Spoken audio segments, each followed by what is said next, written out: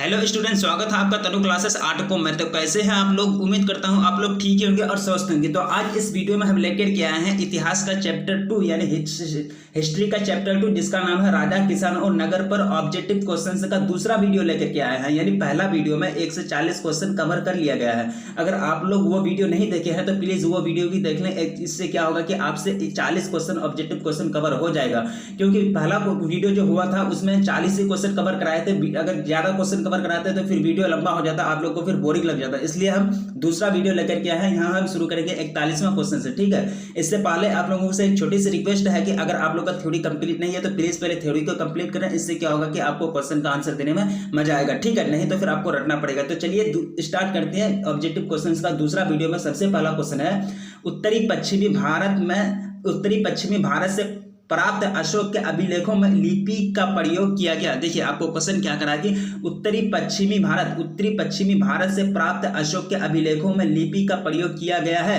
पहला है कौन सा लिपि का प्रयोग किया गया है वो आपको बताना है। खरोष्ट लिपि, दूसरा है अरामाइक लिपि, तीसरा है ब्राह्मी लिपि और चौथा है इनमें से कोई नहीं। लेकिन आपको करेक्ट आंसर चूज करना है। करेक्ट आंसर कौन सा होगा? पहला करेक्ट जो आंसर होगा वो होगा पहला होगा, ठीक है। यानी खरोष्ट लिपि का यूज किया गया है। यानी उत्तरी पश्चिमी भारत से प्राप्त अशोक के अभिलेखों में कौन सा लिपि का यूज किया गया है? प्रयोग किया गया खरोष्ट लिपि का प्रयोग किया गया है। इसके अलावा इस लिपि का प्रयोग विभिन्न वंशों यानी विभिन्न अलग अलग राजवंशों के सिक्कों पर भी देखने को मिलता है, ठीक है। यानी खरोष्ट लिपि का जो यूज होता है, इस्तेमाल होता था। इसके अलावा इस लिपि का प्रयोग विभिन्न वंशों यानी राजवंशों के सिक्कों पर भी देखने को मिलता है। खरोष्ट लिपि को इंडो बैक्टीरियन भी कहते हैं। इंडो बैक्टीरियन इसका दूसरा नाम क्या है? खरोष्ट लिपि का इंडो बैक्टीरियन भी नाम है, ठीक है। और इंडो बैक्टीरियन लिपि के रूप में भी जाना जाता है इसको, ठीक है। यह लिपि मूल रूप से उत्तरी पाकिस्तान में विकसित है, यानी नॉर्थर्न पाकिस्तान में विकसित है, ठीक है। विकसित मतलब हुई थी इसकी, यानी खरोष्ट लिपि जो विकसित हुई थी वह उत्तरी पाकिस्तान में विकसित हुई थी, यानी नॉर्थर्न पाकिस्तान में विकसित हुई थी, ठीक है। यहाँ पहला क्वेश्चन कवर हो गया। दूसरा क्वेश्चन के बढ़ते हैं 42वां क्वेश्चन जो है, अशोक के कुल कितने अभिलेख अभी तक प्राप्त हुए? अशोक के कुल कितने अभिलेख अभी तक प्राप्त हुए? क्वेश्चन आपको ये कह रहा है कि 35 अभिलेख या फिर 30 अभिलेख, 40 अभिलेख या फिर 44 अभिलेख। देखिए इसका करेक्ट आंसर चूज करना है कि अशोक के कुल कितने अभिलेख प्राप्त हुए हैं अभी तक, वो आपको बताना है। अशोक के जो टोटल अभिलेख, कुल अभिलेख जो प्राप्त हुए वो 44 हुए हैं, ठीक है। टोटल कितने अभिलेख प्राप्त हुए? अशोक के 44 अभिलेख अभी तक प्राप्त हुए हैं। इसी तरह हम आगे बढ़ते हैं 43वां क्वेश्चन की ओर। अशोक द्वारा प्रचारित बौद्ध धर्म कहां प्रचलित हुआ? अशोक जो प्रचार करते थे बौद्ध धर्म का, वो कहां प्रचलित हुआ? पहला ऑप्शन आपको दिया जा रहा है, सीरिया में प्रचलित हुआ, ब्रिटेन में हुआ, श्रीलंका में हुआ या फिर जापान में हुआ। देखिए अशोक जो धर्म का प्रचार किया था, बौद्ध धर्म का जो प्रचार किए थे अशोक साहब ने, तो उसको वो बौद्ध धर्म का मतलब एक तरह से फेमस कहां प्रचलित हुआ वो आपको बताना है। वो जो फेमस हुआ था वो श्रीलंका में हुआ था। बौद्ध धर्म कहां फेमस हुआ था? श्रीलंका में। यानी श्रीलंका का जो पुराना नाम सिन्हल द्वीप है, ठीक है। सिन्हल द्वीप में अशोक ने अपने 2 अनुयायी को बौद्ध धर्म के प्रचार के लिए भेजे थे, जिसके कारण श्रीलंका में क्या हुआ, सिन्हल द्वीप में क्या हुआ, बौद्ध धर्म का क्या हो गया, प्रचलित हो गया। बौद्ध धर्म क्या हो गया, प्रचलित हो गया। देखिए बौद्ध धर्म की स्थापना 6वीं शताब्दी में की गई थी। यानी बौद्ध धर्म की जो स्थापना की गई थी वो 6वीं शताब्दी में गौतम बुद्ध द्वारा की गई थी। गौतम बुद्ध, आप सुनोगे बौद्ध धर्म की स्थापना किसके द्वारा की गई? 6वीं शताब्दी में गौतम बुद्ध द्वारा की गई थी। गौतम बुद्ध का जन्म 1563 ईस्वी पूर्व में हुआ था। ईस्वी पूर्व यानी ईस्वी पूर्व में हुआ था, 1563 ईस्वी पूर्व में हुआ था। किसका जन्म? गौतम बुद्ध का जन्म। और वो कहाँ हुआ था? लुम्बिनी में। लुम्बिनी अभी कहाँ है? नेपाल में। लुम्बिनी जो अभी प्रेजेंट में है वो नेपाल में है। बौद्ध धर्म का जन्म, गौतम बुद्ध का जो जन्म हुआ था वो लुम्बिनी में हुआ था। और लुम्बिनी कहाँ है? नेपाल में। उन्हें और जो बौद्ध धर्म को जो ये हुआ था, वो ज्ञान जो प्राप्त हुआ था वो बोध गया में हुआ था। कहाँ हुआ था? बोध गया में। इस तरह यहाँ क्वेश्चन आपको, लेकिन दूसरा क्वेश्चन, ये जो क्वेश्चन है अलग है कि अशोक द्वारा प्रचारित बौद्ध धर्म कहाँ प्रचलित हुआ? तो आपका आंसर क्या होना चाहिए? श्रीलंका में, ठीक है। श्रीलंका में अशोक द्वारा प्रचारित बौद्ध धर्म का मतलब प्रचलित हुआ, ठीक है, फेमस हुआ। आगे बढ़ते हैं 44वां क्वेश्चन की ओर। जीवक ने वैद्य की शिक्षा कहां से प्राप्त की? यानी जीवक जो थे वो वैद्य की शिक्षा कहां से प्राप्त की है वो आपको बताना है कि तक्षशिला से, राजगिर से, पाटलिपुत्र से या फिर वैशाली से। जीवक ने वैद्य की शिक्षा कहां से प्राप्त की? देखिए जीवक ने जो वैद्य की शिक्षा जो प्राप्त की थी वो तक्षशिला से की थी, ठीक है। यानी कहां से की थी? तक्षशिला से जीवक ने वैद्य की शिक्षा प्राप्त की थी। तक्षशिला यानी तक्षशिला जो है प्राचीन भारत के शिक्षा का प्रमुख केंद्र था। वर्तमान भारत के नहीं, प्राचीन भारत के शिक्षा का प्रमुख केंद्र था। कौन था? तक्षशिला, ठीक है। लेकिन अभी वर्तमान में तक्षशिला विश्वविद्यालय जो है, तक्षशिला यूनिवर्सिटी, वो अभी पाकिस्तान में है और पाक के पंजाब प्रांत में है, ठीक है। पंजाब स्टेट में है, पंजाब राज्य में है, ठीक है। पाकिस्तान में भी एक स्टेट का नाम है पंजाब, ठीक है। लेकिन तक्षशिला अभी प्रेजेंट में कहाँ है, पाकिस्तान के पंजाब प्रांत में है, ठीक है। और तक्षशिला की जो स्थापना लगभग 1000 ईस्वी पूर्व से मानी जाती है, ठीक है। 1000 ईस्वी पूर्व से मानी जाती है, यानी तक्षशिला की जो स्थापना की गई थी वो लगभग 1000 ईस्वी पूर्व में हुई थी, ठीक है। इसी तरह 44वां कवर हो गया। आगे बढ़ते हैं 45वां की ओर। जीवक कहाँ का रहने वाला था, यह आपको क्वेश्चन कह रहा है कि जीवक कहाँ का रहने वाला था, तक्षशिला का रहने वाला था, बनारस का रहने वाला था, पाटलिपुत्र का, या फिर राजगिरी का रहने वाला था। अब बताइए कि जीवक कहाँ का रहने वाला था। लेकिन जीवक जो रहने वाला था वो राजगिरी का रहने वाला था। कहाँ का रहने वाला था, राजगिरी का। यानी जीवक जो रहने वाला था, निवासी था, वो कहाँ का निवासी था, राजगिरी का निवासी था। यानी जीवक के चिकित्सा ज्ञान के जीवक तो वैद्य की शिक्षा लेती, जीवक के चिकित्सा ज्ञान का व्यापक प्रशंसा अनेक बौद्ध ग्रंथों में की जाती है। यानी बौद्ध ग्रंथ में उसकी प्रशंसा की जाती है, किसकी, उसकी एक तरह से वैद्य की वो जो वैद्य की शिक्षा प्राप्त की थी जीवक ने, वो शिक्षा मतलब जीवक के इसी के कारण जीवक का मतलब वैद्य जो होता है, वैद्य शिक्षा के बारे में बौद्ध ग्रंथों में मिलता है, उसका प्रशंसा बौद्ध ग्रंथों में किया जाता है जीवक के वैद्य शिक्षा के बारे में, ठीक है।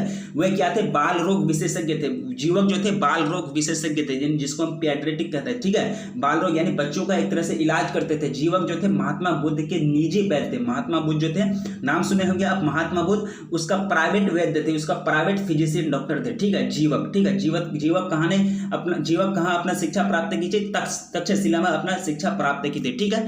इसी तरह हम आगे बढ़ते 46वां क्वेश्चन की ओर।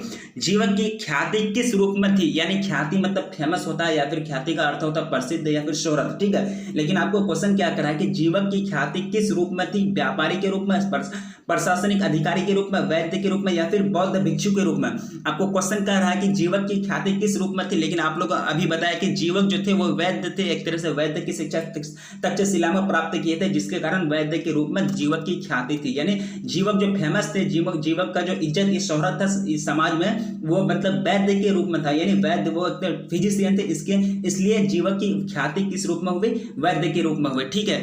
और जो ये होता है कि 46वां क्वेश्चन में ये कह रहा है कि ख्याति का मतलब होता है प्रसिद्ध या फिर फेमस। लेकिन जो वैद्य थे, जीवक साहब इतना फिजिशियन के कारण वो मतलब समाज में क्या थे, ख्याति थे, यानी प्रसिद्ध थे। इसी तरह आगे बढ़ते 47वां क्वेश्चन की ओर। अंगराज्य आधुनिक बिहार के किस जिले में अब स्थित है, यानी स्थित है। अंगराज्य आधुनिक जिले के आधुनिक बिहार के किस जिले में अब स्थित है या फिर स्थित है। यहाँ आपको पहला ऑप्शन मिला पटना, दूसरा है नालंदा, तीसरा है वैशाली, चौथा है भागलपुर। लेकिन आपका जो करेक्ट आंसर होगा वो होगा भागलपुर, यानी भागलपुर में स्थित है। यानी अंगराज्य आधुनिक बिहार के कौन सा जिले में स्थित है, भागलपुर जिला में स्थित है। इस तरह मेरा 47वां क्वेश्चन का आंसर कौन सा हुआ, भागलपुर, ठीक है। इसी तरह हम आगे बढ़ते हैं 48वां क्वेश्चन की ओर। बिंबिसार का संबंध किस वंश से था, बिंबिसार का संबंध किस वंश से था। आपको पहला ऑप्शन दिया जा रहा है नंद वंश, दूसरा है हर्यक वंश, तीसरा है शिशुनाग वंश, चौथा है मौर्य वंश। लेकिन आपको करेक्ट आंसर जो होगा, करेक्ट आंसर होगा वो होगा हर्यक वंश से। यानी बिंबिसार का जो संबंध था वो किस वंश से था, हर्यक वंश से था। बिंबिसार का संबंध किस वंश से, हर्यक वंश से था। और बिंबिसार हर्यक वंश का संस्थापक भी थे, यानी उसका जो स्थापना किया था हर्यक वंश का, वो कौन किए थे, बिंबिसार ही किए थे। यानी उसका तरफ फाउंडर भी थे, वो बिंबिसार ही उसका फाउंडर थे हर्यक वंश का। और बिंबिसार जो थे वो बौद्ध धर्म के अनुयायी थे। यानी बिंबिसार जो मानते थे, कौन सा धर्म को मानते थे, बौद्ध धर्म को मानते थे, ठीक है। इसी तरह हम आगे बढ़ते हैं। जरासंध का संबंध किस वंश से था, जरासंध का संबंध किस वंश से था। पहला आपको ऑप्शन मिलता है हर्यक वंश से थे, दूसरा है बृहदर्थ वंश, और तीसरा है नंद वंश, और चौथा है मौर्य वंश। लेकिन आपको क्वेश्चन कर रहा है कि जरासंध जो थे उसका रिलेशन किस वंश से था, किस मतलब उसका जरासंध का संबंध किस वंश से था, किस खानदान से था। पहला ऑप्शन हर्यक वंश, दूसरा है बृहदर्थ वंश, और तीसरा है नंद वंश, चौथा है मौर्य वंश। लेकिन आपको करेक्ट आंसर चूज करना है। करेक्ट आंसर जो होगा वो होगा बृहदर्थ वंश। यानी जरासंध का जो संबंध था वो कौन सा खानदान से, कौन सा वंश से था, बृहदर्थ वंश से था। और जरासंध के पिता का नाम थे मगध नरेश, इसके फादर का जो नाम थे पिताजी का जरासंध के, उनका नाम था मगध नरेश, ठीक है। मगध नरेश उनके पिताजी का नाम थे, ठीक है। इसी तरह हम आगे बढ़ते हैं 50वां क्वेश्चन की ओर। तक्षशिला किस राज्य में स्थित था, तक्षशिला किस राज्य में स्थित था। आपको पहला ऑप्शन दिया जा रहा है मगध राज्य में, दूसरा है अंग, तीसरा है गंधार, चौथा है मल राज्य में। लेकिन करेक्ट आंसर चूज करना है कि तक्षशिला किस राज्य में स्थित था, तक्षशिला किस राज्य में स्थित है। आपका करेक्ट आंसर होगा गंधार राज्य में स्थित था। तक्षशिला कौन सा राज्य में, गंधार राज्य में स्थित था। इस तरह मेरा 50वां क्वेश्चन कवर हो गया कि तक्षशिला किस राज्य में स्थित था, गांधार राज्य में स्थित था। इसी तरह हम आगे बढ़ते 51वां क्वेश्चन की ओर। सेल्यूकस ने अपनी पुत्री का विवाह किस राजा से किया था। सेल्यूकस जो थे, सेल्यूकस क्या थे, मतलब सेल्यूकस सबसे पहले जाने कि सेल्यूकस जो थे सिकंदर का प्रमुख सेनापति थे, ठीक है, सिकंदर का प्रमुख सेनापति थे सेल्यूकस, और सिकंदर की तरह इन्होंने भी भारत को जीतने की कोशिश की थी, ठीक है, इन्होंने भारत पर कब्जा जमाने का कोशिश किया था सेल्यूकस ने। लेकिन जब सेल्यूकस ने जब मतलब काबुल का तरफ से सिंधु नदी को पार किया था, तो वही मतलब वो हिम्मत हार गए थे कि नहीं हमसे नहीं होगा, और वही मतलब एक तरह से फेल हो गया, ठीक है। यानी सेल्यूकस ने भी अच्छा तरह से कोशिश किया था कि हम भी भारत पर कब्जा करें, भारत पर शासन करें। लेकिन यहाँ आपको क्वेश्चन करा कि सेल्यूकस ने अपनी पुत्री का विवाह किस राजा से किया था। पहला ऑप्शन मिलता है आपको अशोक या से बिंबिसार, तीसरा है चंद्रगुप्त मौर्य, और चौथा है कनिष्क। लेकिन आपका करेक्ट आंसर जो होगा वो होगा यानी चंद्रगुप्त, यानी चंद्रगुप्त इज करेक्ट आंसर। यानी चंद्रगुप्त मौर्य ने सेल्यूकस ने अपनी पुत्री का जो विवाह किया था कौन सा राजा से किया था, चंद्रगुप्त मौर्य से करवाया था, ठीक है। इसी तरह हम आगे बढ़ते 51वां क्वेश्चन कवर हो गया, 52वां क्वेश्चन की ओर आगे बढ़ते हैं, ठीक है।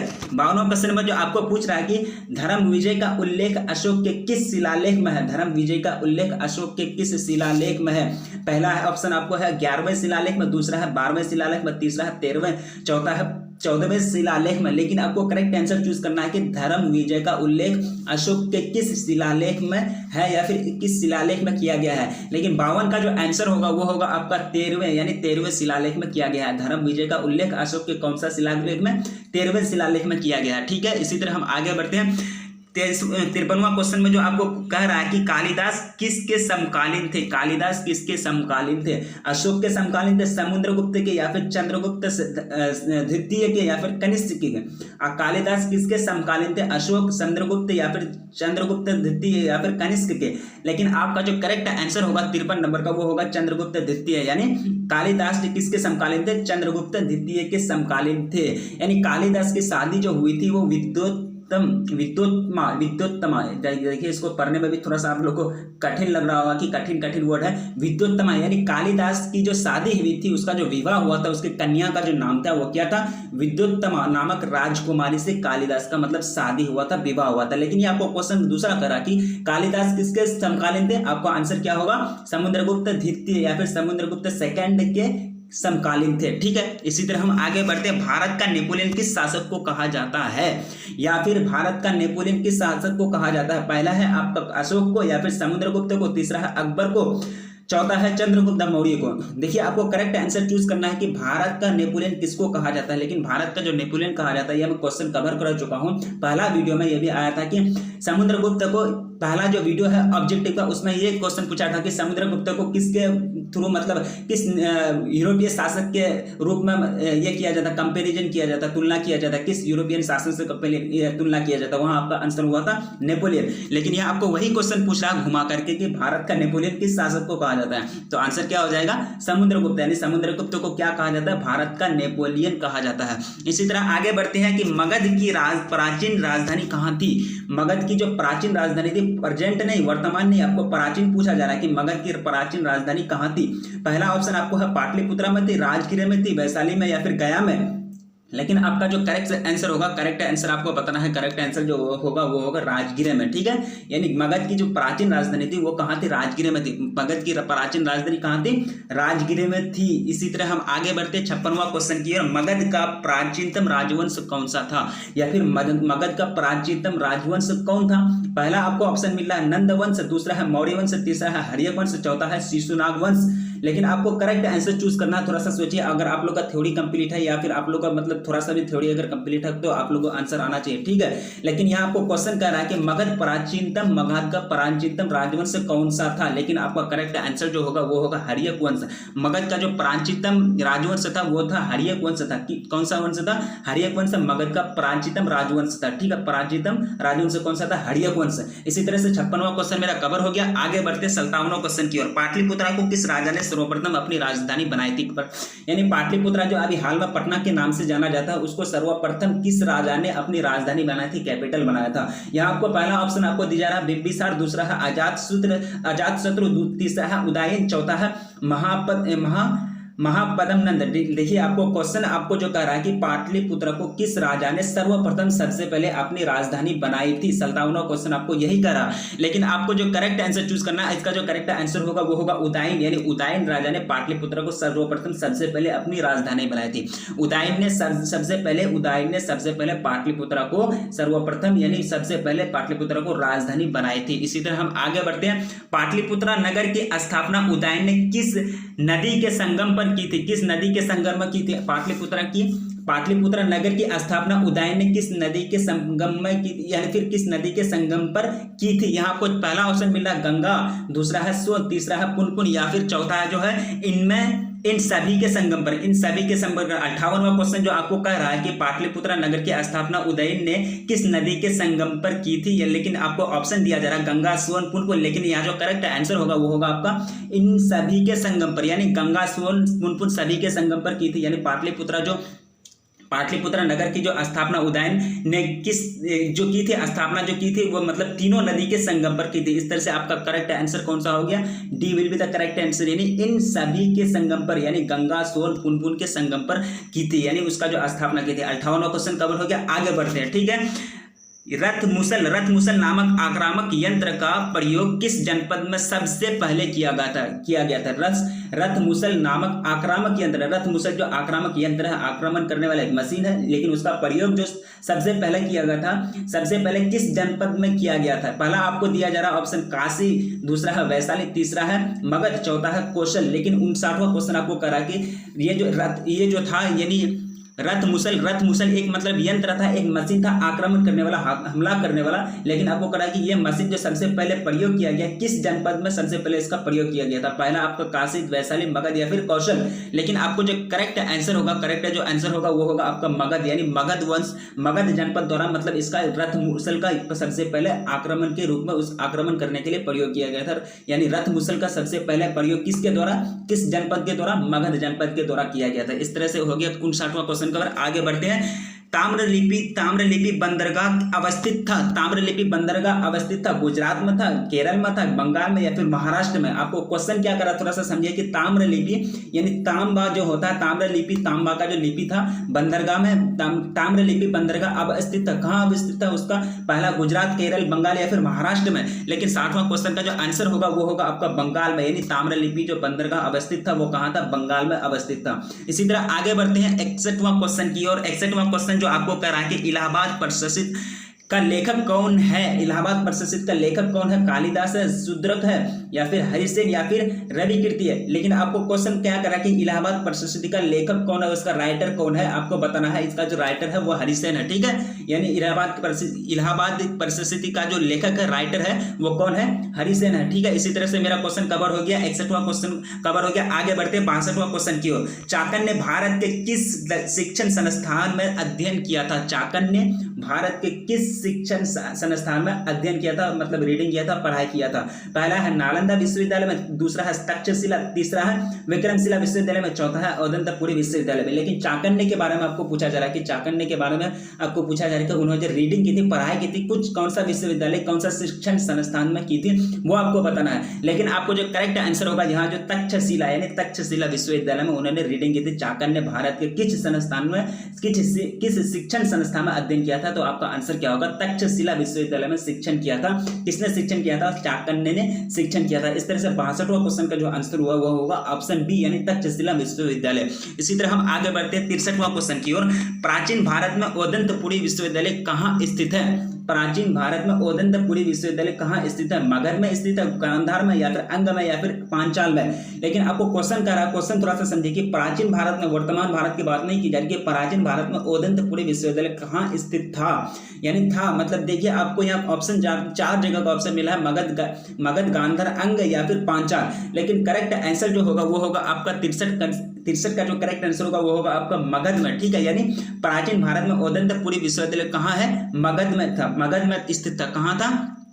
प्राचीन भारत में जो औदंतपुरी विश्व यूनिवर्सिटी था वो कहाँ था स्थित? मगध में स्थित था। इस तरह से 63वां क्वेश्चन का आंसर कौन सा हो गया? ऑप्शन ए यानी मगध में स्थित था। इसी तरह आगे बढ़ते हैं कि शक संवत की शुरुआत कब से मानी जाती है। शक संवत की शुरुआत कब से मानी जाती है, यहाँ आपको ऑप्शन दिया जा रहा है 82 ईस्वी से, 78 ईस्वी से, 76 ईस्वी से या फिर 72 ईस्वी से। यही आपको पूछा जा रहा है कि उसकी शुरुआत उसकी कब हुई थी, प्रारंभ कब हुआ था। लेकिन आपको जो उसका जो प्रारंभ हुआ था, शक संवत का जो प्रारंभ हुआ था वो हुआ था 78 ईस्वी में, यानी 64 का आंसर कौन सा हो गया, option b is correct answer. 78 ईस्वी में शक संवत की शुरुआत यानी शक संवत की शुरुआत मानी जाती है। शक संवत की शुरुआत कब से मानी जाती है, 78 ईस्वी से मानी जाती है। इसी तरह हम आगे बढ़ते हैं। विश्व में पाई जाने वाली पहली धातु कौन थी, विश्व में पाई जाने वाली पहली धातु कौन थी, यानी मेटल जो था विश्व में दुनिया भर में सबसे पहली पाई जाने वाली धातु कौन थी। आपको 4 ऑप्शन मिल रहा है, लोहा, तांबा, टीन या फिर चांदी। लेकिन करेक्ट है जो आंसर होगा वो होगा आपका चांदी, यानी विश्व में पाई जाने वाले सबसे पहला जो धातु था, सबसे पहला मेटल था वो क्या था, चांदी था। ठीक है, इसी तरह हम आगे बढ़ते हैं। आपका ज्यादा टाइम ले लूंगा, आप लोग इग्नोर नहीं कीजिएगा, सबका सब नोट बनाते हुए चलेगा। इससे क्या होगा कि आप लोगों को पढ़ने में मजा आएगा या फिर एग्जाम टाइम में बहुत हेल्पफुल होगा। उस टाइम ज्यादा प्रेशर नहीं होगा पढ़ने का, इसलिए मैं बार बार बोल रहा हूँ कि आप लोग नोट बनाते हुए चलिए। 66वां क्वेश्चन है कि भारत की सबसे प्राचीनतम लिपि थी, यानी प्राचीनतम भारत की सबसे लिपि थी वो उसका नाम बताना है कि भारत की सबसे जो प्राचीनतम लिपि थी वो क्या थी, अरामाइक या फिर ब्राह्मी या फिर प्राकृत या फिर पाली। लेकिन आपको करेक्ट आंसर चूज करना है। 66वां क्वेश्चन में आपको यही पूछा जा रहा है कि भारत की सबसे प्राचीनतम लिपि थी अरामाइक, दूसरा है ब्राह्मी, तीसरा आपका ऑप्शन है प्राकृतिक, तीसरा प्राकृत, चौथा है पाली। लेकिन 66वां क्वेश्चन का जो करेक्ट आंसर होगा, वो जो राइट आंसर होगा वो होगा ब्राह्मी, यानी भारत की जो प्राचीनतम लिपि थी वो ब्राह्मी लिपि थी। ब्राह्मी लिपि कौन सी थी, ब्राह्मी लिपि क्या थी, भारत की प्राचीनतम लिपि थी। आपको पूछा जाएगा एग्जाम में कि भारत के प्राचीनतम लिपि क्या थी, तो आपका आंसर क्या होना चाहिए कि ब्राह्मी लिपि, यानी भारत की जो सबसे प्राचीनतम लिपि थी वो ब्राह्मी लिपि थी। 66वां क्वेश्चन कवर हो गया। आगे बढ़ते हैं। ठीक है, पर्याप्त प्रशस्ति का संबंध किस गुप्त शासक से था, चंद्रगुप्त से। यहाँ आपको क्वेश्चन कह रहा है कि पर्याप्त प्रशस्ति का संबंध किस गुप्त शासक से था, किससे था, उसका रिलेशन किससे था, चंद्रगुप्त से या फिर समुद्रगुप्त से या फिर समुद्रगुप्त विक्रमादित्य या फिर सकंदगुप्त से। 67वां क्वेश्चन आप समझ गए कि पर्याप्त प्रशस्ति जो थी उसका रिलेशन, उसका संबंध किस गुप्त शासक से था। लेकिन उसका जो रिलेशन था, उसका जो संबंध था वो था समुद्रगुप्त से। ठीक है, वो किसके साथ था, समुद्रगुप्त से। पर्याप्त प्रशस्ति का संबंध किसके साथ, समुद्रगुप्त से था। ठीक है, इसी तरह मेरा 67वां क्वेश्चन कवर हो गया। इसका आंसर कौन सा हुआ, ऑप्शन बी, यानी समुद्रगुप्त इज राइट आंसर। इसी तरह हम आगे बढ़ते हैं 68वां क्वेश्चन की ओर। अपने सैन्य के खर्चे से, अपना खुद का खर्चे से सुदर्शन झील की मरम्मत किसने कराई थी, यानी अपना पॉकेट के खर्चे से, अपने पैसे से, अपने सैन्य के खर्चे से सुदर्शन जो झील है उसकी मरम्मत किसने कराई थी, उसका दोबारा एक तरह से मतलब उसको अच्छी मतलब तरह से उसमें रुपया कौन खर्च किया था। यहाँ आपको पहला ऑप्शन आपको मिल रहा है, अशोक ने किया था, कनिष्क ने, रुद्रदमन ने या फिर सकंदगुप्त ने। लेकिन आपको करेक्ट आंसर चूज करना है। इसका जो करेक्ट आंसर होगा वो होगा ऑप्शन सी, यानी रुद्रदमन ने जो की थी, रुद्रदमन ने अपने स्वर्ण के खर्चे से सुदर्शन झील की मतलब एक की थी मरम्मत की थी। रुद्रदमन ने स्वर्ण के खर्चे से सुदर्शन झील की मरम्मत की थी। ठीक है, 68वां क्वेश्चन कवर हो गया। आगे बढ़ते हैं लास्ट क्वेश्चन। ठीक है, लास्ट क्वेश्चन आपको पूछा जा रहा है कि इंडिका के लेखक कौन थे। ये क्वेश्चन मैं पहला वीडियो में करा चुका हूं, लेकिन फिर आप लोगों को पूछ रहा हूं, आप लोग बताइए कमेंट में, इसका बताइएगा कि इंडिका के लेखक कौन थे। इंडिका के लेखक कौन थे ये मैं आप लोगों को आंसर नहीं बताऊंगा, ये आप लोग कमेंट में बताइएगा कि इंडिका के लेखक कौन थे। इस तरह से मैं ये जो 69 जो क्वेश्चन है, 69वां इंडिका के लेखक, ये क्वेश्चन का आंसर आप लोग को छोड़ रहा हूँ। आप लोग कमेंट में बताइएगा कि इंडिका के लेखक कौन थे। इस तरह से इससे हमको ये पता चलेगा कि आप लोग का थ्योरी कंप्लीट है या नहीं है, इसलिए आप लोगों के भरोसे ये क्वेश्चन छोड़ रहा हूँ। ठीक है, तो दोस्तों ये क्वेश्चन था 69वां क्वेश्चन। ये चैप्टर यानी इतिहास का चैप्टर 2 राजा किसान और नगर, बहुत सारे इंपोर्टेंट क्वेश्चन करा लिए हम। लगभग टोटल कितना क्वेश्चन कराए, 69 क्वेश्चन कराए। ठीक है, बहुत सारे इंपोर्टेंट क्वेश्चन जितने भी बनते थे उसमें से जितने पूछे जाते हैं ज्यादा जिसका चांस है वो सब मैंने चूज करके आप लोगों को पढ़ाया। और आप लोग इग्नोर नहीं कीजिएगा, सबके सब क्वेश्चन का नोट बनाने का कोशिश कीजिएगा। और वीडियो का पहला वीडियो भी देख लीजिएगा, ऑब्जेक्टिव का पहला वीडियो यानी राजा किसान और नगर के चैप्टर 2 का जो हिस्ट्री चैप्टर 2 का जो पहला ऑब्जेक्टिव वाला वीडियो है उसको भी देख लीजिएगा और इसको भी देख लीजिएगा। ठीक है, और सारे ऑब्जेक्टिव क्वेश्चन को नोट बनाने का कोशिश कीजिएगा, सारे को सारे अभी से याद करने का कोशिश कीजिएगा। इससे क्या होगा कि आप लोगों को एग्जाम टाइम में ज्यादा पढ़ने का कोशिश नहीं पड़ेगा, नहीं तो फिर एग्जाम टाइम में बहुत सारा प्रेशर आपको झेलना पड़ेगा, जिससे आपका नंबर कम आ सकता है। ठीक है, तो दोस्तों बस आज यहीं तक। अगर पढ़ाई का तरीका अच्छा लगा तो प्लीज आप लोग कमेंट करें और लाइक करें और अपने दोस्तों को शेयर करें। ठीक है, अपने दोस्तों को शेयर नहीं करते आप लोग, अपने दोस्तों को शेयर करें, इससे क्या होगा कि उसको भी फायदा पहुंचेगा इस चैनल से। ठीक है, आप लोग ज्यादा से ज्यादा इस चैनल को मतलब बहुत सारे लोगों को जोड़ने की कोशिश करें। आज बस यहीं तक, मिलेंगे नेक्स्ट वीडियो में, तब तक के लिए जय हिंद।